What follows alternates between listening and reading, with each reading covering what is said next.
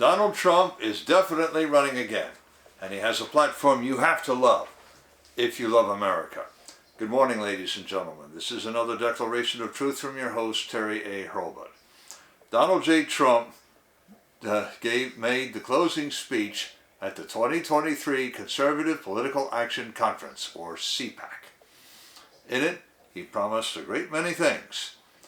Most people will likely notice that he promised revenge, and not for himself alone, but also for those who have suffered under various policies that Joe Biden has ordered, signed into law, or merely let stand.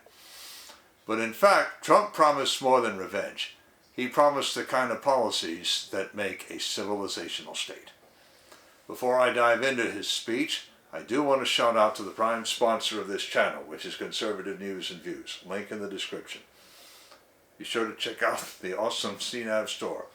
Scroll down near the bottom for that link. Lots of great merchandise there, especially this t-shirt that I've chosen for today, which depicts Donald Trump, the great MAGA king. Yes, he's back, and he wants to make America greater than ever. One more thing. If you like what you're about to hear, you can like this video. You can also click the bell icon to get a notice every time I come out with a new one. In fact, do you see the new icon, the heart shape with the US dollar sign in it? That's the super thanks icon. If you really want to keep these videos coming, click that and leave me a tip. Any currency will do, so long as it's legal tender. And now, the reportage on Trump's speech is extensive. Just the News alone published 4 articles. Other reports came from BizPac Review, the Epoch Times, and The Guardian. The Rumble channel Red Pill USA Patriots also has a full video of his speech, and I have a link to that video in the description. Trump spoke for an hour and 43 minutes. As everyone had a right to expect, he announced his intention to run for president in 2024. In fact, the CPAC organizers took 2 straw polls to measure sentiment among attendees. More than 2,000 attendees took part, and on the question of candidate preference for president, Trump won with 62% of the vote. His nearest rival, Governor Ron DeSantis of Florida, took 20%. On the question of who should run for vice president, Kari Lake of Arizona took 20%, DeSantis took 14%. Now, for your information, besides having to resign his office before running for either office, Ron DeSantis could not run for vice president unless Trump, whom everyone now assumes will win the presidential nomination, re-domiciled himself away from Florida. Kari Lake would not have that problem. I quote the Constitution on that, and specifically the 12th Amendment. Quote, "The electors shall meet in their respective states and vote by ballot for president and vice president, one of whom at least shall not be an inhabitant of the same state with themselves." Close quote. You heard me describe how Governor DeSantis ruined himself by asking security or police to evict participants in a Trump rally near him. In any case, he did not attend CPAC 2023. Trump made a series of interesting promises that go far beyond the revenge promises everyone expected. He definitely vowed revenge for himself and for the American people. Quote, "In 2016 I declared, 'I am your voice.' Today I add, 'I am your warrior. I am your justice. And for those who have been wronged and betrayed, I am your retribution.'" Unquote, Donald Trump. And I have a link in the description to a tweet with an embedded video segment of him saying that and quoting him in the text. Furthermore, he declared that this election would decide whether America could continue to exist. Quote, "This is the final battle. They know it, I know it, you know it. Everybody knows that this is it. Either they win or we win, and if they win, we no longer have a country. Close quote. More important than revenge, he vowed to purge the Republican Party of neoconservative influence. Neoconservatism sees America not as a fortress of civilization, but as an empire. Trump did not mention Bill Kristol's project for a new American century, but he might as well have. I have a link in the description to a report describing it. Darrell L. Castle, the day before Trump's speech, scathingly described the neoconservative mindset and the war danger that it poses. On Saturday night, Trump said, and again I quote, "We had a Republican Party that was ruled by freaks, neocons, globalists, open borders, zealots, and fools. We are never going back to the party of Paul Ryan, Karl Rove, and Jeb Bush." Close quote. In that context, Trump also promised a swift end to the Russia-Ukraine conflict, presumably by negotiation, and to stop the slide toward World War III. But he reserved most of his fire for the Democrats. Quote, "If you put me back in the White House, their reign is over. Their reign will be over. And they know it. And America will be a free nation once again." We're not a free nation right now. We don't have a free press. We don't have a free anything. Close quote. And don't think he didn't elaborate. Of course he did. Quote, "For 7 years, you and I have been engaged in an epic struggle to rescue our country from the people who hate it and want to absolutely destroy it. The sinister forces trying to kill America have done everything they can to stop me, to silence you, and to turn this nation into a socialist dumping ground for criminals, junkies, Marxist thugs and radicals, and dangerous refugees that no other country wants. If those opposing us succeed, our once beautiful USA will be a failed country that no one will even recognize. A lawless, open borders, crime-ridden, filthy communist nightmare." Close quote. Speaking of which, Trump promised to attack crime directly. He would even send the National Guard into the worst crime-ridden cities to keep or restore order. He also would crack down on prosecuting attorneys who selectively prosecute and abuse their discretion using racial criteria. One obvious heckler broke into vulgar song. Security swiftly removed him. I have links in the description to 2 tweets from reporters on the scene, each of whom covered the removal of the heckler from a different angle. Now, though follow the links if you must, but I warn you, parental judgment and discretion are advised. Trump concluded, and again I quote, "They know we can defeat them. They know that we will defeat them, but they're not coming after me. They're coming after you, and I'm just standing in their way." Close quote. I have a link in the description to a tweet from the CPAC account with video of him saying those words. Trump went on to make some more promises that go far beyond the revenge motive and straight to the idea of America becoming a civilizational state. He didn't use that phrase, but again, he might as well have, because his platform is right down the line with that. Before I describe it in detail, I want to shout out to a sponsor who can really help you through the economic storms to come. That sponsor is oursilverlines.com. Do you feel like you're working harder for your money just to get by? You are not alone. The fluctuating economy, the employment issues, unexpected changes in life have left many families struggling over the past few years. Collecting gold and silver can help shield you against many of these challenges. But if you're like me many years ago, you don't know where or how to start. Our Silver Lines helps by connecting you with thousands of members who are learning the secrets to creating and protecting true wealth by collecting precious metals. Whether you just want to collect rare and unique coins or take advantage of the business opportunities this company provides, either way, they can help you learn to live an exceptional life.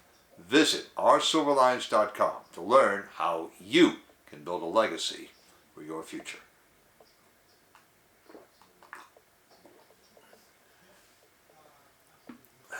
And now, Trump's most sensational promises were not about revenge or any purge. He made two promises that seemed to aim squarely at population growth or decline. Specifically, he promised to set aside some of the federal government's vast land holdings to build 10 new cities. The reportage on this point offers few details. I think the reporters couldn't believe what they just heard. But in his speech, he did speak of holding a contest for the best architects and city planners. I would guess that he wants to give people some living room, but also to start fresh with those cities. After all, a city is more than its buildings and streets and infrastructure. It's also the city government. More saliently, he promised explicit bonuses for having more children to spark a second baby boom. He has a point. World Population Review has a page on the United States, and I have a link to that page in the description. That page, especially the main graph of population over time, past, present, and projected future, shows the United States population slowing its growth. It should level off by century's end. More to the point, the United States is gaining its population by immigration and not by natural increase. Trump wants to boost the natural increase, a policy of which Elon Musk should approve. Musk has publicly sounded an alarm about worldwide population decline. And by the way, natural increase is the amount by which births exceed deaths. Trump appears to blame the People's Republic of China for releasing the virus that shall remain nameless upon the world.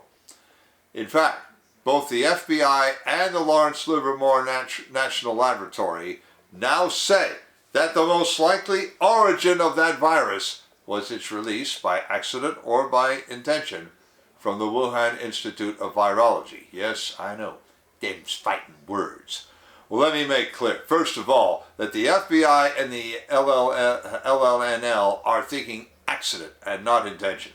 And second of all, neither President Trump nor I propose going to war with the People's Republic of China. Trump didn't say it, but I happen to believe that that would be unnecessary, whether you believe the lab leak or not. You see, World Population Review has a page on China, too. And they project that China's population has already peaked and is headed down.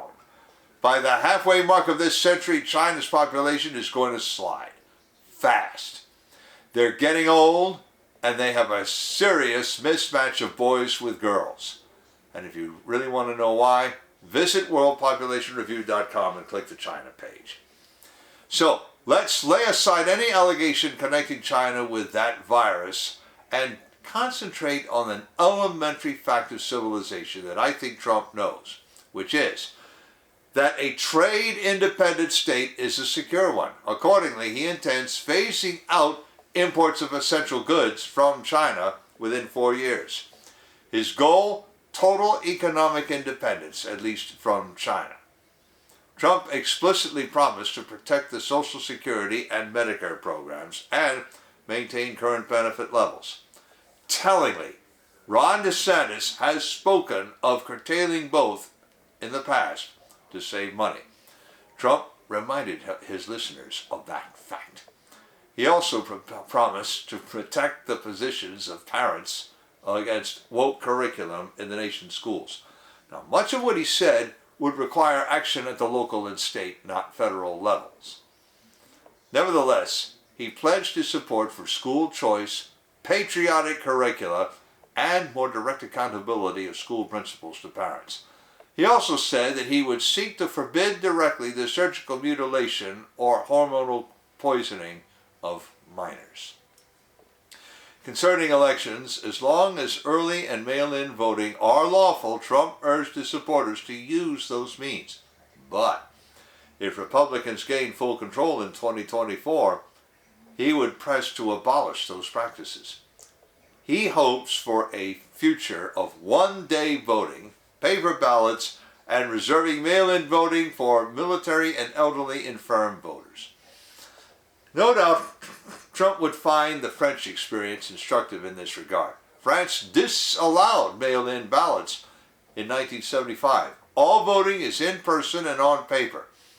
Furthermore, absentee voting is by proxy, and voter and prospective proxy must pre-register at the local police station. France recently ran an election this way with results. They had all their results in one day. Trump also directly attacked the current city government of Washington, D.C. He accused the city government of poor management, even to leaving garbage in the streets. That would stop, he said, because home rule in the city would end. And now my analysis. Donald Trump is correct, at least in principle. His provision for baby bonuses finds an echo in a recent legislative proposal in Texas along similar lines. Representative Brian Slater of the 2nd House District introduced HB 2889, providing property tax relief for families. The larger the better. I have a link in the description to his tweet describing his bill. Childbearing and child rearing are the engines of civilization, as I have said before. This makes all of Trump's promises to support both all the more valuable and necessary. I can't evaluate the Freedom City idea until I find out a lot more about it, but the rest of his program is definitely sound. Furthermore, civilizational states do make themselves independent of the rest of the world. They stand ready to provide their own goods and services, no matter who decides to make themselves their enemies.